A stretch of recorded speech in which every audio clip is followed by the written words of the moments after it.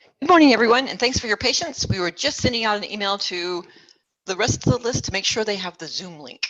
Sometimes easy to get lost. I appreciate everyone's time this morning and afternoon and evening, and we're going to be sharing some slides right now, which I just want to mention will be available on the website immediately following this call. So please know that you will be able to find this, the worksheet, the all the information we have for you immediately following the call on the website, and we will also email you that link as well. Please, we would love your questions. So what I'd love for you to do is to add your questions to the chat box. We will get to them after the presentation. The presentation should be around 20 minutes. So just so you know, we won't be answering questions in the middle of the presentation, but we will be going back to them. And feel free to find the chat box and add your questions there. That's great. Adrian, how's my sound?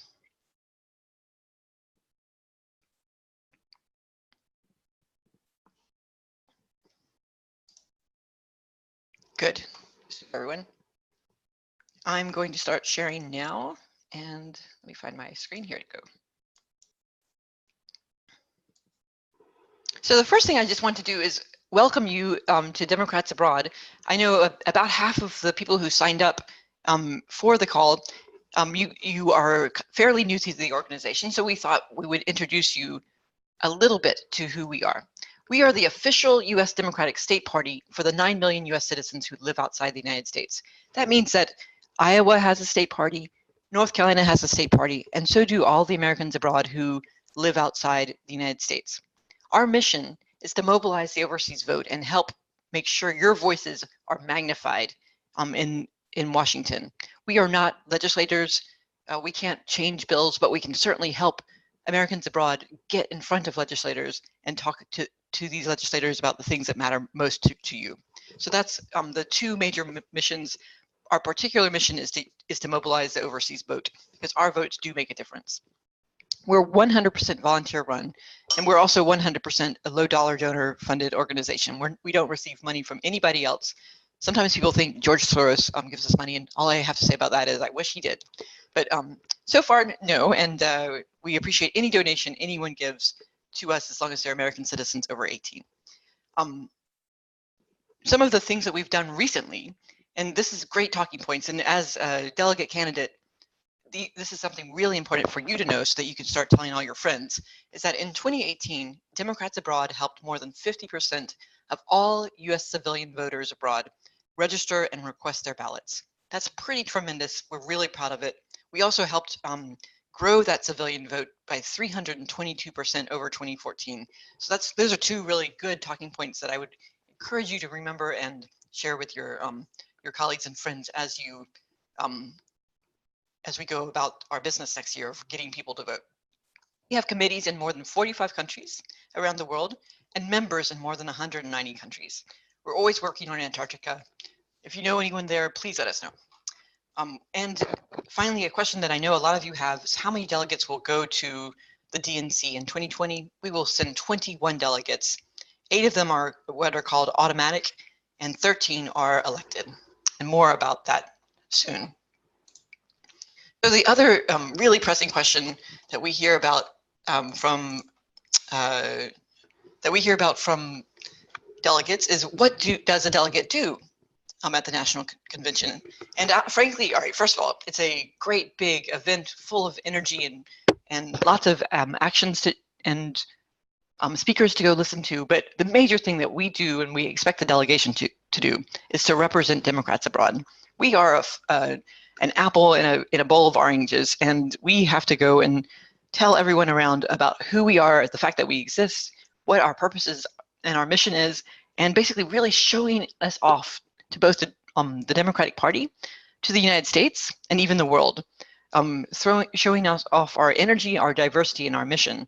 And when I say the United States and the world, I'm not kidding, because there are so many media there on the, and they want to talk to delegates. And so one of your key jobs is actually to speak to the media. Anytime you see a microphone, zoom straight over to that mic, stand in line and be interviewed, and make sure that our key 2020 message is conveyed to as many of these media reps as possible. And that message is very, very simple and very clear, which is Americans abroad can vote from abroad, our vote count, and if you're an American abroad, go to votefromabroad.org and request your ballot. That's incredibly simple, but it's a very important message to convey because these media people will be going back to their countries and they will put this message out and broadcast it. And it's a fantastic way for us to make sure as many people as possible know about voting from abroad. You'll also be responsible for joining daily DA delegation meetings. We have them first thing bright and early in the morning.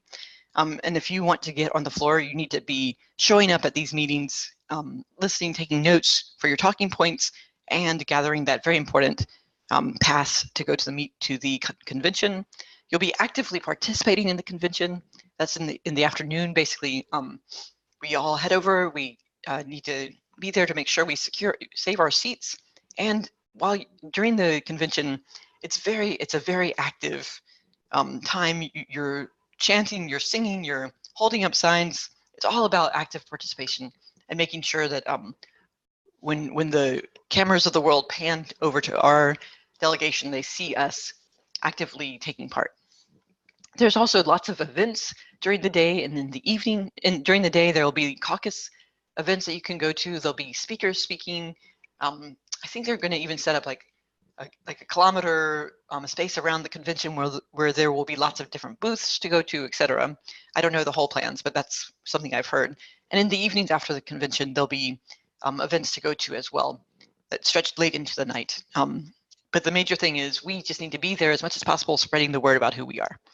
Another interesting part about it is that you will be bringing your candidates' messaging to the convention too. You know, if you are representing your candidate and making sure that their policies are known and you talk to other people about it. And it's a super way for the candidates' voices to be magnified by 1,000 by all of these different delegates who are representing them. And if your candidate is not the eventual nominee, then one of the major and interesting points of a convention is that you are going to be basically coming together, sitting in groups with your delegation and hearing about the other candidate, the candidate who is the nominee. And our job really is to come together, coalesce, and put ourselves behind the eventual nominees so that when we go back to our homes around the world, we are fired up for that nominee and ready to work for them and ready to get out the vote. And it's a very interesting process to go through because you're hearing people speak throughout the week. And of course, the major thing is you should be sharing views and with other people about this nominee and just really getting a good understanding of them so that you can talk about them back home. And finally, when you do return home, you're using your delegate experience to help elect our nominee to the White House. This is so important. Delegates are kind of, they're very exciting for people to meet afterwards. And so we really expect our delegates to be energy boosts for people back home, inspiring people to get out and vote. So this is, in short, that's what the delegate does. We will have, for anyone who does make the delegation, of course, we'll have a lot more conversations about this, but that's in general an overview of what happens. One other very important question that I hear a lot, and I totally understand, is how do you raise your visibility as a delegate candidate? You know, that's a great question, and you need to raise your visibility to two groups. You want to raise your visibility to the candidates and to Democrats abroad. Candidates need help, and one of the best ways to do this is by helping out, lending a hand, raising your voice, but mostly lending a hand and making sure people recognize what you're doing. But really, candidates need help. This year, you should be encouraging Americans abroad to sign their ballot access petitions and also getting in touch with the candidates to say, hey, look, I'm interested in setting up something for you in my country. This is something candidates need. They don't have the resources or the know-how to do that themselves for the most part. So I really recommend that you think about how you can get involved locally. If there's nothing in local, then starting something up. Then in 2020, there's two really important things. It's spreading the news about, the most important thing is making sure people know about the presidential primary and letting people know how they can vote, etc. And then also finding student advocates, because every candidate is going to have students who are studying abroad who are going to be really excited about that candidate and will be a great volunteer. And then helping voters participate in the primary, just making sure they know where the voting centers are, how they can download the ballot, etc. And finally, how to get in touch with campaigns. The best way we find is reach out to them via their abroad sites. If you Google the candidate's name plus abroad, you're generally going to find something. And if you can't get in touch with them that way, then get in touch through their national headquarters.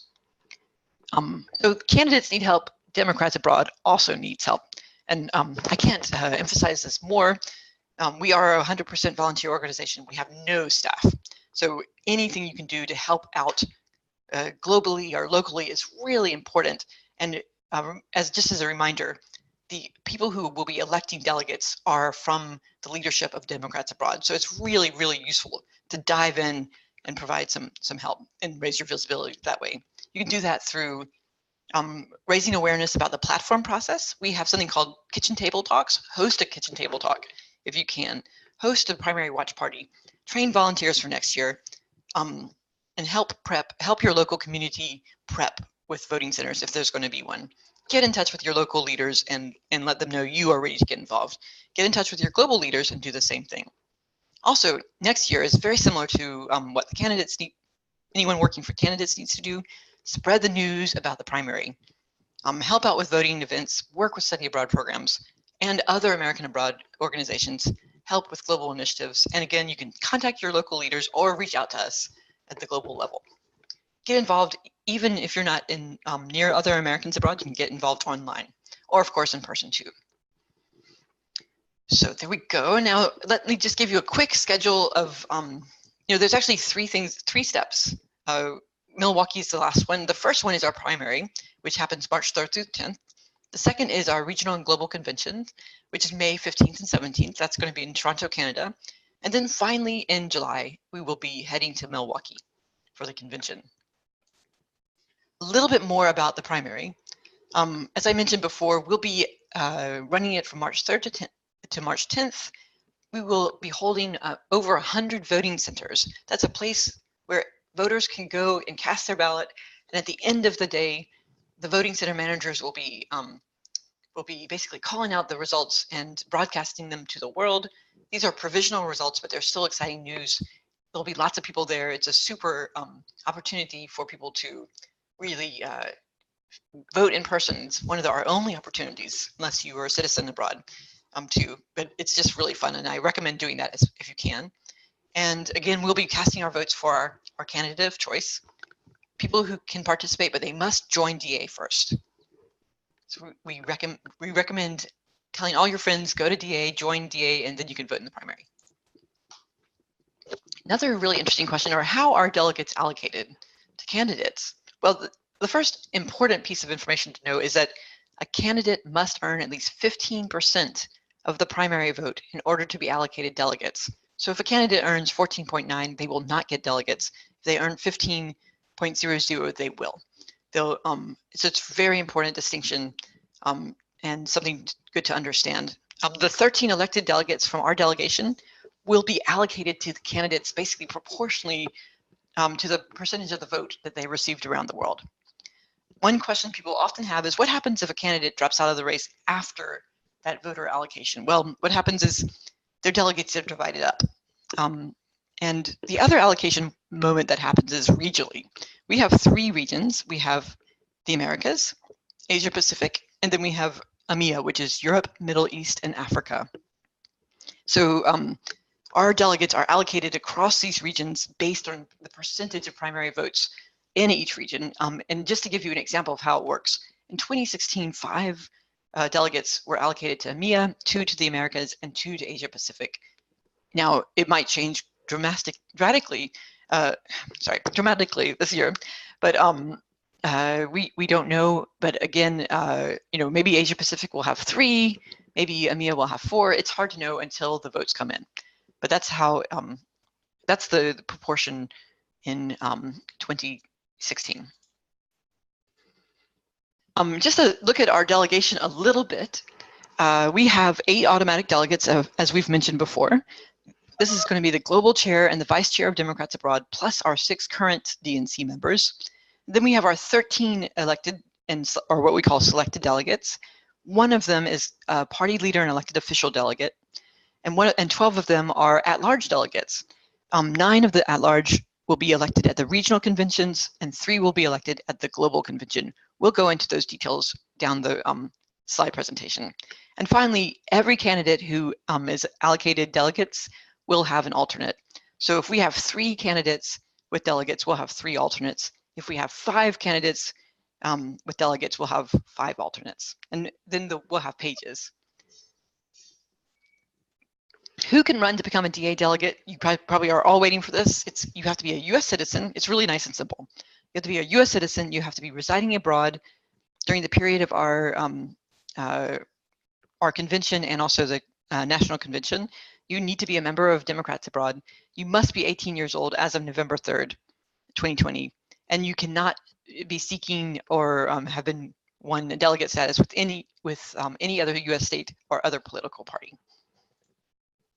Now, applying is pretty simple. We will have a written application that you can file, and it will be available on March 24th. We will not put it online before that, and I'll tell you why. It's because we don't know which candidates will have delegates yet. So we don't want people filing and for a candidate that doesn't have any delegates. That would be a waste of your time. So we will put it live on March 24th, and I'm going to show you the form right now. This is the paper form, a little hard to read. But you can zoom in on it when you see it later. And this is the online filing form. Again, the information is just basically your contact information. You must pledge to support a chosen candidate. You must check the box for the delegate positions you're filing for, confirm that you're residing abroad, provide a candidate statement, and then provide some affirmative action details. So if I'm going to see if I can zoom in on this. Here you go.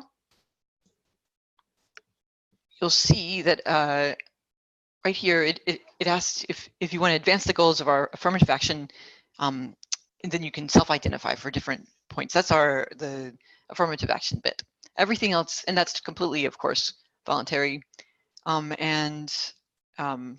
positions are over here, etc. And again, March 24th, that form will go live.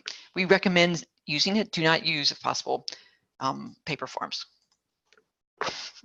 I'm just asking as a person who has to handle them. So, oh my goodness, it's going crazy here. So what happens after you file? We will almost immediately send each campaign well, actually, we'll send the campaign their list of delegate candidates on April 20th. That's the deadline for filing. So that day, pronto, we send the campaigns their lists. And they have 4 days to return a list of at least 2 approved delegate candidates for each position they've been allocated by April 24th. Now, 2 times however many delegates they have doesn't sound a lot, but we will also be applying a lot of, we couldn't legally change that, but we can apply a lot of pressure to the campaigns, and we will. We will ask them to please not be too limited. We need to have choices, and it just does not look good if the campaign returns a list of 4 people. So there'll be a lot of public pressure against them if they do that. Just as an example of how this might happen, in 2016, I think the Hillary campaign returned a huge list of candidates. I can't remember exactly the numbers. The Bernie campaign's list was smaller, but it's definitely more than 4. So most candidates, that's just how they will work. Don't worry about that too much. And if you're included on your campaign's list, we will notify you within 48 hours so that you can start making your plans. And the plans are to go to the regional and global convention either online or in person so that you can run as a delegate. And where are these conventions? Well, we're holding them in Toronto, Canada on May 15th, 16th, and 17th. Here we will elect our delegates. We will also elect alternates, and we will elect our next 4 years DNC member team. So the 2020 to 2024 DNC member team will be elected at the convention. We'll also adopt our platform. You can participate either as a candidate, as a volunteer, or as a regional elector if you are already a leader of some sort. You can attend either online, and we will run the convention across video conferencing, or you can attend in person. You're not required to attend, but I really recommend either attending online or in person. Otherwise, electors will not know who you are, and they will not think that you're interested if you do not show up in some way. So please either attend online or in person. Online, it'll be something like Zoom or WebEx, another system like this. So it's pretty easy to call in on. In terms of funding, we are, again, a low dollar organization. We have a travel fund, but and which you can apply to, but that travel fund, just so you know, last year we were able to raise $1,500 for it. We do not have a lot of money for travel funding, but definitely apply just in case. But otherwise we can't fund travel. Expected costs, we've been working really hard to make the cost as low as possible. If you look here, we've gotten single rooms at the University of Toronto for $50 Canadian dollars, which that rate goes up and down with the currency exchange, but that's around, I think, $37 right now for a single. It's a really cute rooms, a little bit basic, but they seem comfortable. One thing to note is you do have to share a bathroom, but the pricing is good. Breakfast is very inexpensive, and here are some more details on food and transportation costs at the link. What do we do at these conventions? Well, first of all, you get to meet a lot of people. It's a wonderful thing about them. People will be coming in from all over the world who share your democratic values and who are excited about getting together. It's really, really fun. So, and you'll have electors who are coming in from all over the world, plus delegate candidates. We'll have people from all of our 3 regions. The regional conventions will be held on May 15th, which is a Friday. And during those regional conventions, the first thing that happens is each region elects a DNC member. And then at that point, you split into your presidential preference groups. So, and I'm just going to use some real people, but who are not running names for this. But so say Eleanor Roosevelt is running, Harriet Tubman is running, and Susan B. Anthony is running. Everyone will be splitting into these 3 delegate presidential preference groups and electing delegates for their candidate who will attend the national convention. And let's look at this in a little more visual way. So here are our 3 regions. You'll have the blue is the electors, the orange is the delegate candidates. So again, at the beginning of the convention, in each regional convention, you will be electing your regional DNC member using what we call simple majority voting, first past 50. So like if it's 50.0001, that's how they win.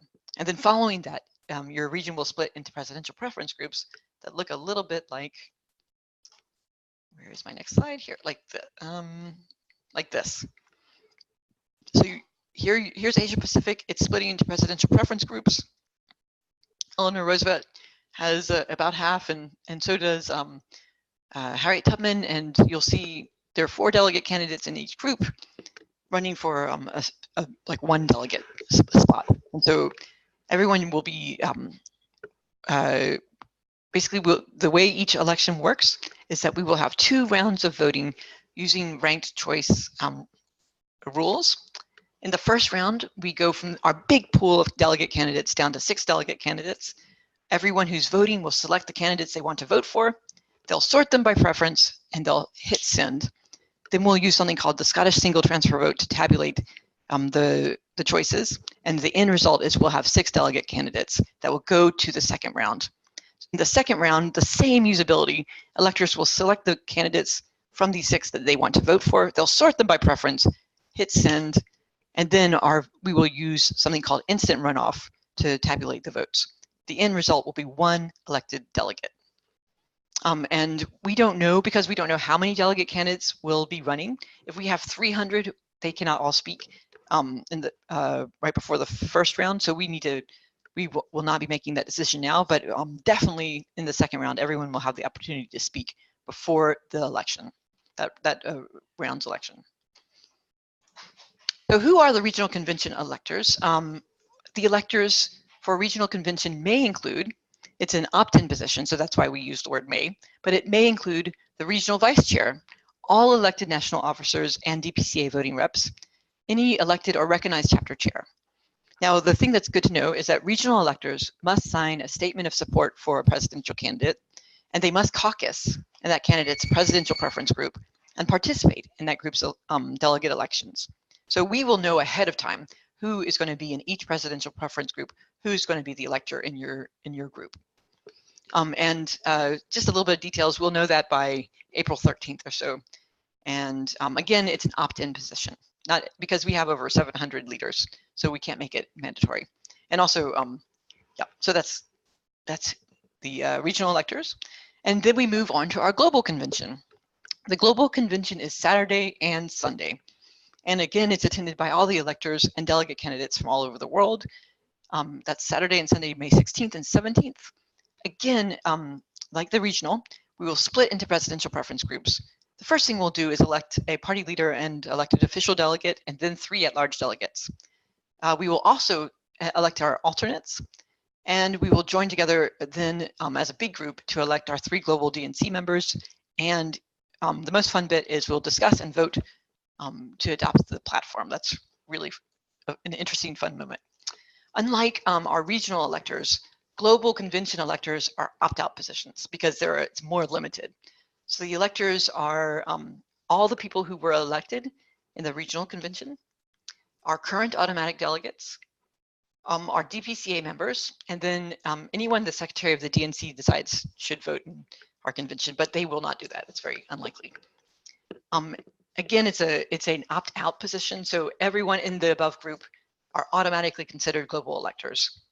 And again, they must sign a statement of support for a presidential candidate and caucus in that presidential preference group, so we will know who they are. And when you go back, you can kind of do a comparison of who the different electors are.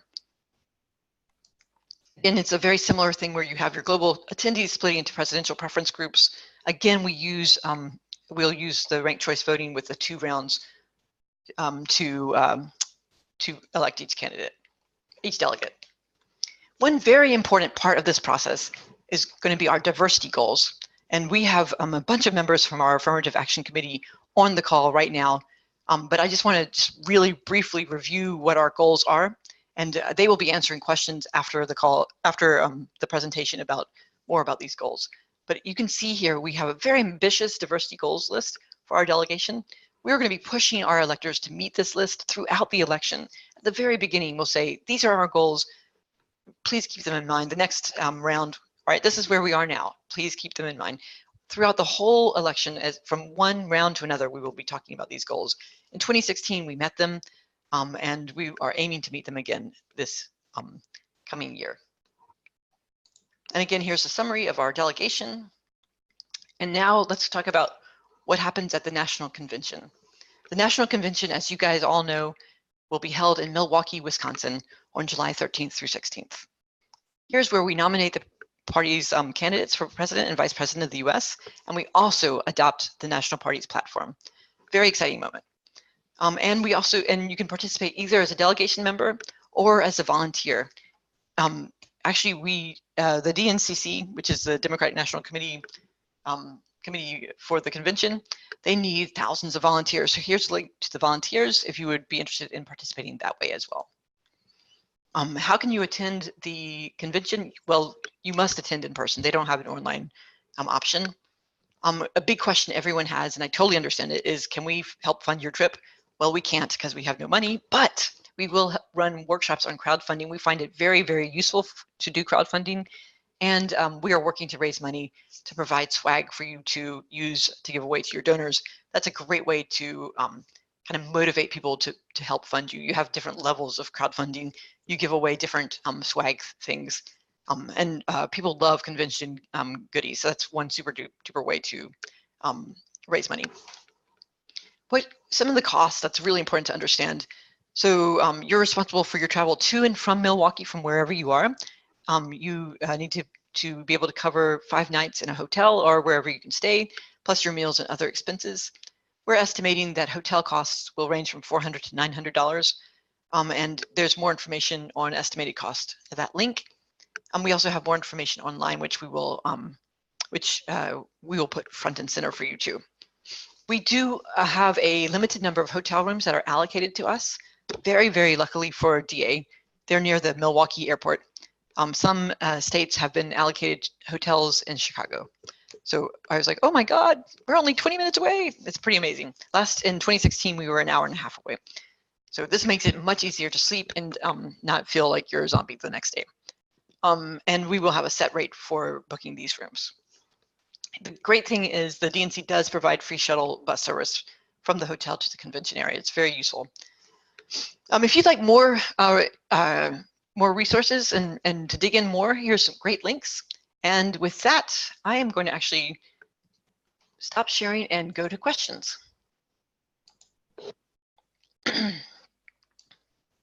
So far, no questions. Does anyone have some questions now that the presentation's over?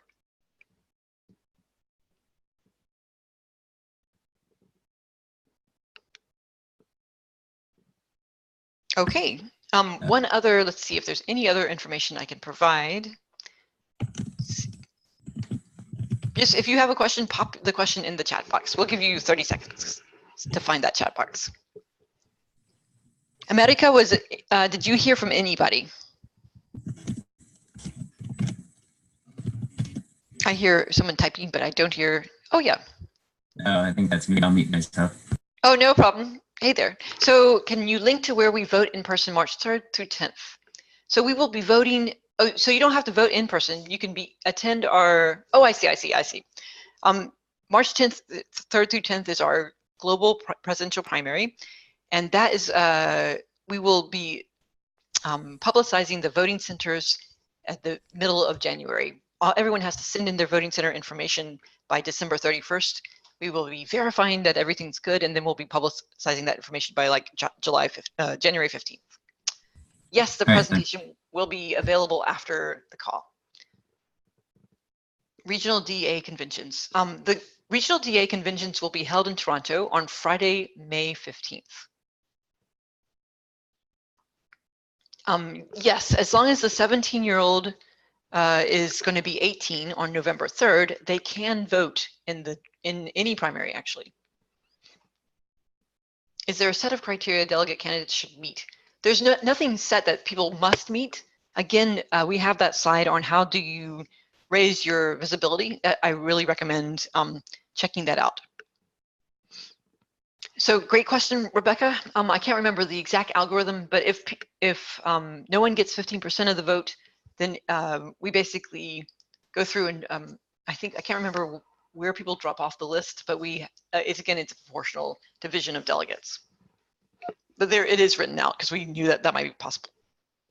How can we check if you're already a member of DA? So that's a great question, but if you signed up for this call, you probably are.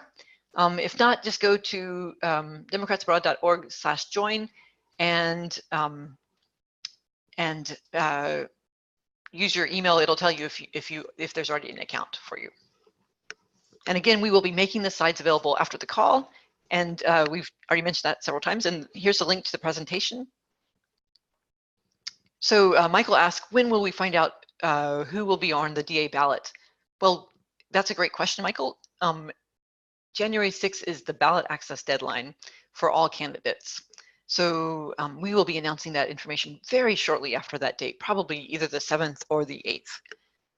We are, as candidates officially join our ballot, we are issuing press releases and also putting information on both the website and on social. So far, Elizabeth Warren and Pete Buttigieg have fully accessed our ballot.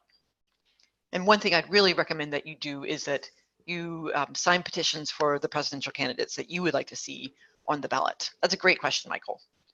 And thank you, America. We have another candidate webinar tomorrow at I think 9 p.m. Berlin time, 3 p.m. DC time. I might be getting that number a little bit wrong, but it's on the website. And we will also be holding more workshops in January. It will be covering the same material. But after the delegation is chosen, then we will have more information. Can any DA member vote for any delegate candidate, regardless of where they live? Remember, we have electors who vote for the delegate candidates. So, and the regional electors will vote for the candidates in their region and in their presidential preference group. So it will be very, it is a little bit more limited. For example, if you are caucusing in the Eleanor Roosevelt presidential preference group in Asia Pacific, then only electors who are also in the Eleanor Roosevelt presidential preference group in Asia Pacific will be able to vote for you. So that's really true for the regional conventions. Then at the global convention, Again, you'll be caucusing in a presidential preference group, so only people in the Eleanor Roosevelt presidential preference group can vote for you, even though it's a global audience. Rebecca asks, will this webinar be shared on the wiki to watch again? We will share it on the website. And we have some more questions. Oh yes, I've answered Kyle's, yes, Chuck's, Zach's, and Rebecca's. Let's see, we have another question. At the regional conventions, is gender balance the only requirement when electing DNC members? Well, again, at the we are always thinking about our diversity. So DNC members also are part of our delegation. Their diversity is also very important to us. So we will again be announcing information about where we stand in our diversity in our affirmative action groups goals prior to every single election we hold. If you are not in any of the affirmative action groups, does it make sense to apply to be a delegate? I think it does. You know, people are going to be saying, okay, this person is has done a lot for the organization. They have contributed this way and that way, and you know, so there are a lot of different factors when it comes to these elections. It's not just about affirmative action goals. It's about how you've contributed, who and people thinking, well, you're a representative of Democrats abroad. It's all about representation, really. Can you switch candidates preference group? Yes, so let's see. Yes, you can. We do make that possible. Again, we don't have the filing open until March 24th because we know that some candidates will be dropping out before then. And also we will not be releasing information about the results of our primary until March 23rd. So March 24th, filing goes, the files go online, the form goes online. April 20th is the deadline.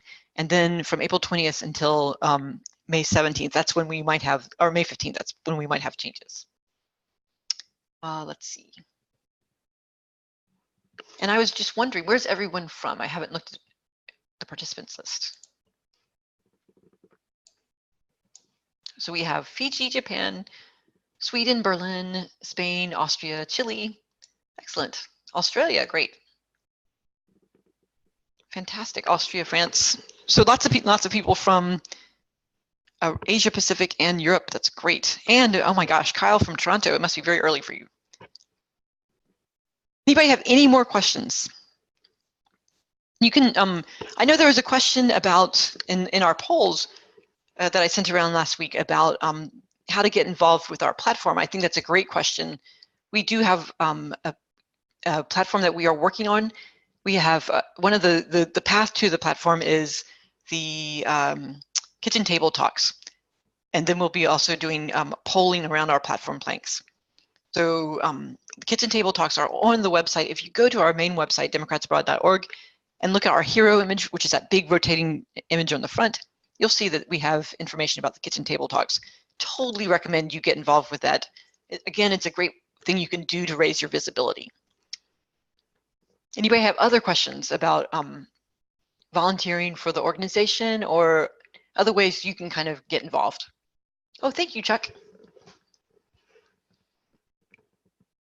That's, again, the kitchen table talks, we are really encouraging people to get together with some friends. We have all the materials for how you put one together. You can send in your information, and it's a real contribution to our platform. It helps us shape the language and also the direction of our platform. So totally recommend that you get involved.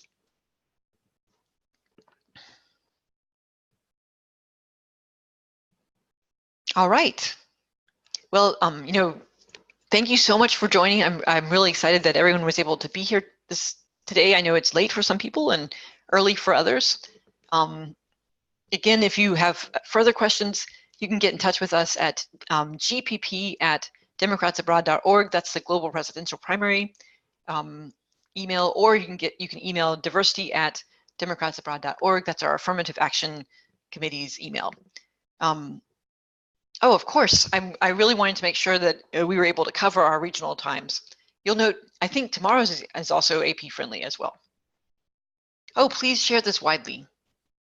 And thank you, America. And also our other email, the global presidential primary email is, yep, perfect, exactly. America took the words right out of my mouth. All right, y'all take care. Hope you have a great day, and talk to y'all later. Ciao.